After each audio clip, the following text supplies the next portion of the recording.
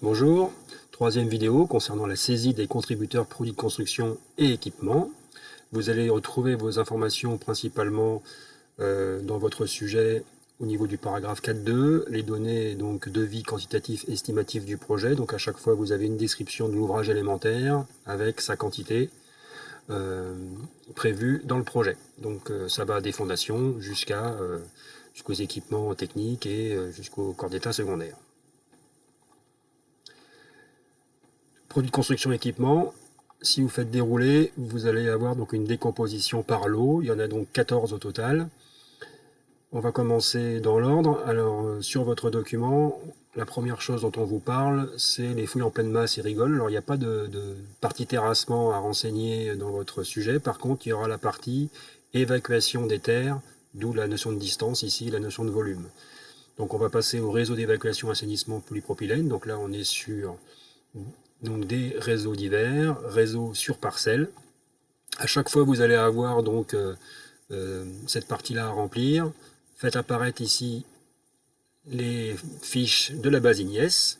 Et donc, on va dire que le travail le plus délicat, c'est d'essayer de trouver les mots-clés associés à ce que vous voulez mettre en place comme fiche donc sur la thématique en question.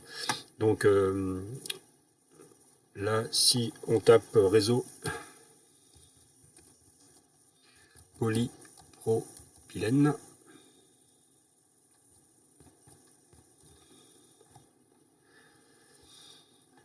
donc vous tombez sur une recherche liée donc à ces mots-clés. Donc on va avoir à un moment donné un réseau d'évacuation et d'assainissement en polypropylène, alors soit en diamètre de 110 et 200, soit entre 200 et 500, et dans votre sujet, on est sur un diamètre nominal de 110 mm. Donc il va falloir prendre cette fiche. Donc comment on fait? On la prend, on la dépose,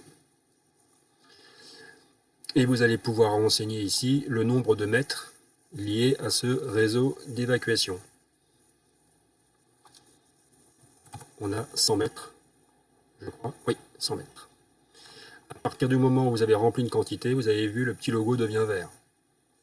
Si vous ne mettez pas de quantité, il n'y a pas de calcul associé, donc le logo reste orange. Voilà pour un premier exemple. Si on va ensuite dans les fondations, semelle filante ou isolée, il y a donc une estimation en mètres linéaires. Donc on va se mettre sur fondation et superstructure. Dans fondation,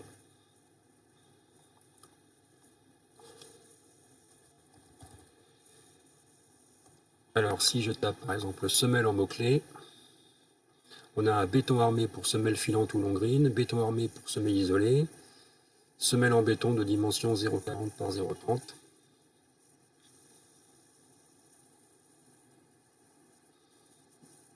Donc on est principalement sur de la semelle filante, donc on va opter, compte tenu des informations que l'on a en mètres, on peut opter pour donc cette fiche qui fait apparaître donc un nombre de mètres cubes de béton. Autre possibilité, semelle en béton de dimension 0,40 par 0,30. Et ici, on peut renseigner un nombre de mètres. Donc par rapport aux informations que l'on a, on n'a pas de dimension de semelle, on a des informations en nombre de mètres. On peut donc utiliser a priori cette fiche-là qui est la plus simple à remplir, 89 mètres. Ensuite, on a murs et structures enterrées, escalier de cave, parking, etc. Donc là, l'idée, c'est de mettre, puisqu'après on va avoir les éléments de superstructure en dessous, ici c'est de mettre les murs enterrés. Donc les murs enterrés, on vous indique qu'on a des sous-bassements en béton avec un enduit bitumineux pour une surface de 66 mètres carrés environ. Donc là, ce que l'on va faire, c'est qu'on va créer un macro-composant. On pourrait aussi associer deux éléments sur cette même fiche. Pour l'exemple, ici, on va par exemple créer un macro-composant. Dans la bibliothèque, vous avez mes macro-composants. L'objectif d'un macro-composant, c'est d'associer déjà ensemble plusieurs matériaux pour créer un ouvrage. Donc là, vous voyez que l'avantage, c'est qu'on peut récupérer ces macro-composants, quel que soit le projet. Donc c'est pour ça que vous en avez certains ici, moi, sur ma session, disponibles, qui sont liés à d'autres projets. Donc là, on va faire nouveau macro composant. On va lui donner un nom. On va l'appeler par exemple soubassement. Béton armé plus enduit bitumineux.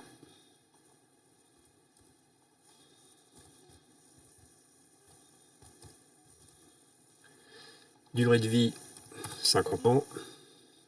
Quantité, donc là c'est important de rentrer donc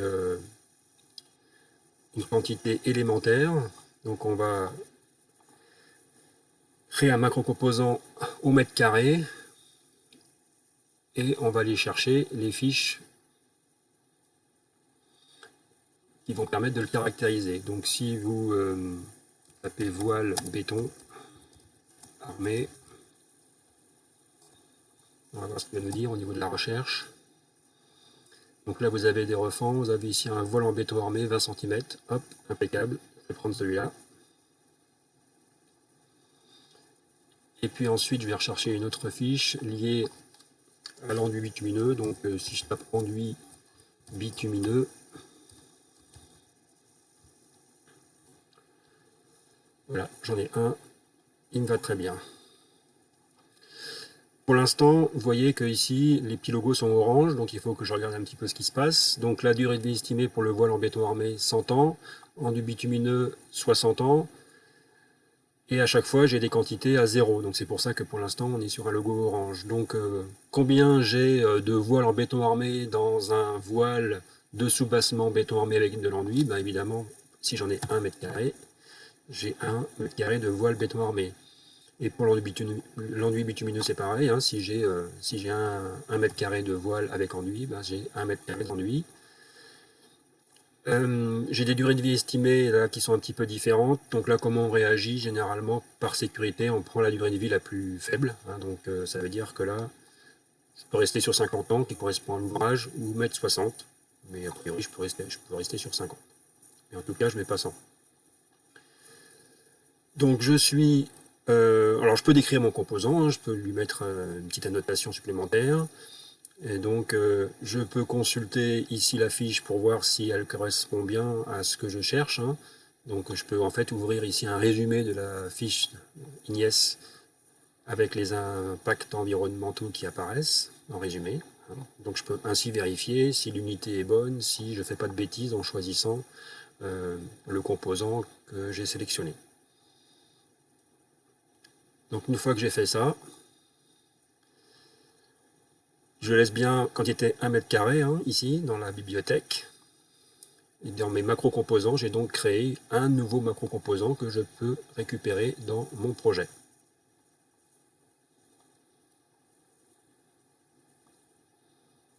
Fondation. Donc j'ai mes semelles. Et sur les murs, alors faites attention, il y a une petite subtilité pour retrouver son macro-composant là. Donc j'ai sélectionné murs et structures enterrées. Et ici, il faut faire une recherche avancée de manière à pouvoir sélectionner les macro-composants. Vous voyez ici. Alors éventuellement, vous pouvez décocher les autres pour trouver plus facilement, ou alors saisir par mots-clés dans la recherche pour le trouver. Donc ici, je retrouve tous mes macro-composants que j'ai créés moi. Donc normalement, vous ne devriez avoir que soubassement béton armé plus enduit bitumineux. Je le sélectionne, je le fais glisser, et c'est ici que je vais lui indiquer la quantité. Et dans mon sujet, vous avez 66,5 mètres carrés. Donc c'est la quantité que l'on va saisir ici, pour 50 ans. Voilà pour les fondations et infrastructures. Je vais faire un deuxième exemple de macro-composants. Par exemple, pour les éléments verticaux en façade. Donc les éléments verticaux en façade, si je regarde un petit peu ce qui vous est proposé, hein, donc mur parpaing, creux, isolé, avec donc en isolation par l'intérieur, 120 mm de laine de verre, enduit extérieur minéral.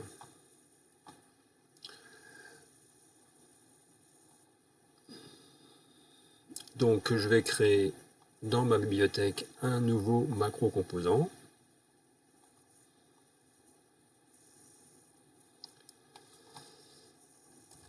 Donc je vais l'appeler BBM enduit plus isolation par l'intérieur, laine de verre.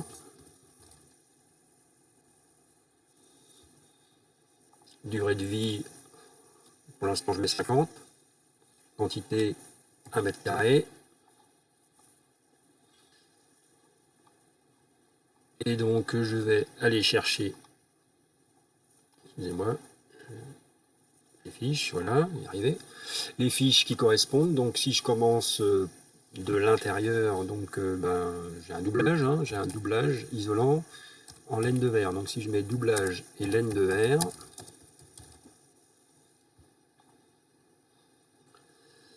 j'ai deux complexes de doublage avec plaque de plate à laine de verre. Je vais prendre le R égal à 5 mètres carrés Kelvin par watt, qui correspond au standard RT 2012.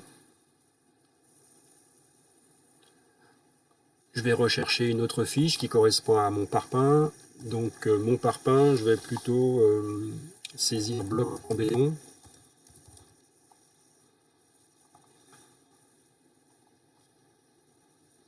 Là j'ai plusieurs blocs en béton et celui qui correspond le plus à du parpaing en pose classique, c'est bloc en béton, pose à joint épais. Donc celui-là je vais le rajouter. Et troisième élément qui compose mon mur, c'est un enduit extérieur, donc un enduit minéral en l'occurrence. Qu'est-ce qui me trouve? Revêtement extérieur des façades en mortier d'enduit minéral, impeccable, c'est ça que je veux. Et donc pour 1 mètre carré de ce mur composite, j'ai besoin d'1 mètre carré de doublage, 1 mètre carré de parpaing et 1 mètre carré d'enduit. Tout devient vert, donc tout est bien renseigné en termes de quantité. Donc je peux retourner dans mon projet.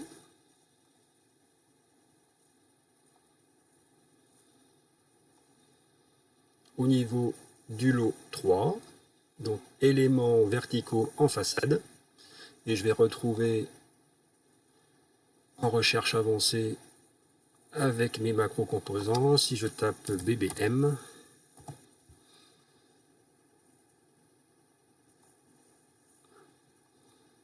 voilà, il est là en dessous, je ne le voyais pas. Donc je vais pouvoir le faire glisser et donc indiquer la quantité qui correspond à mon DQE, c'est-à-dire 212 mètres carrés.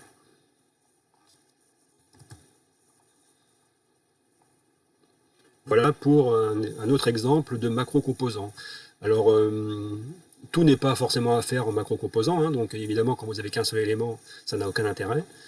Moi, voilà ce que j'ai fait dans ce projet en macro-composants, donc vous pouvez vous en inspirer. Donc j'ai fait en plus un macro-composant pour le dallage sur terre-plein, isolé, un macro-composant pour la toiture terrasse végétalisée, et un macro-composant pour le plancher poutré entre vous. Ce macro-composant que vous voyez en protection gravillon, c'était pour faire une variante à la solution de base. Donc vous pouvez vous inspirer de ce que j'ai fait ici pour créer quelques macro-composants qui sont supposés pertinents. À vous de jouer pour renseigner les différents lots dans la mesure où vous avez les informations dans votre projet.